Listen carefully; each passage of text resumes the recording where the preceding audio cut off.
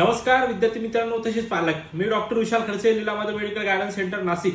विद्यार्थी मित्रांनो, हा प्रश्न खूप जास्त महत्त्वाचा आहे. कारण की अदर तुम्ही सोशल मीडियावर बघतच असाल की डेट काय आहे, कशी आहे, कोणत्या पद्धतीने काउन्सिलिंग वगैरे होणार आहे वगैरे. आता लगेच लक्षात ठेवा, 12 तारखेपर्यंत जी काही डेट दिलेली होती ती तर तुम्हाला माहिती आहे. एमबीबीएस आणि बीडीएस साठी तुम्ही रजिस्ट्रेशन करू शकत होते, बरोबर. तर आता ती 1-2 दिवस पोस्टपोन केलेली, म्हणजे जी काय आहे आज 15 तारीख 15/8/2026 आज रात्री 8 वाजेपर्यंत ज्या विद्यार्थ्यांनी रजिस्ट्रेशन केलेलं नसेल अशा विद्यार्थ्यांनी रजिस्ट्रेशन करून घ्या, बरोबर. आणि आता सर्वात महत्त्वाचा प्रश्न की सर आम्हाला बीएमएस करायचं आणि आम्ही रजिस्ट्रेशन वगैरे काही केलेलं नाहीये, तर आता आमचं कसं होणार आहे काय आहे की एमबीबीएस आणि बीडीएस चे रजिस्ट्रेशन जे आहे तर बीएमएस आणि बीएचएम चे रजिस्ट्रेशन हे सेपरेट चालू होणार आहेत का? तर हो, घाबरून जाऊ नका.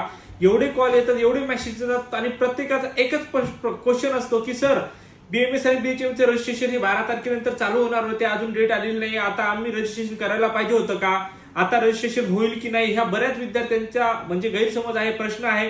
पण तुम्ही अजिबात घाबरून जाऊ नका. 100% रजिस्ट्रेशन चालू होतील. बीएमएस आणि बीएचएमएस साठी हे ग्रुप बी मध्ये आहे. एमबीबीएस बीडीएस हा जो आहे ग्रुप ए आहे. थोडंसं वेट करा, 20 तारखेच्या आसपास सुद्धा रजिस्ट्रेशन चालू होण्याचे चान्सेस आहेत. तर तुम्ही मुळीच घाबरून जाऊ नका. ओके, खरं तर व्हिडिओ चांगला वाटला असेल तुमच्या गरजू मित्रांपर्यंत शेअर करा आणि चॅनलला फॉलो करून ठेवा. थँक्यू.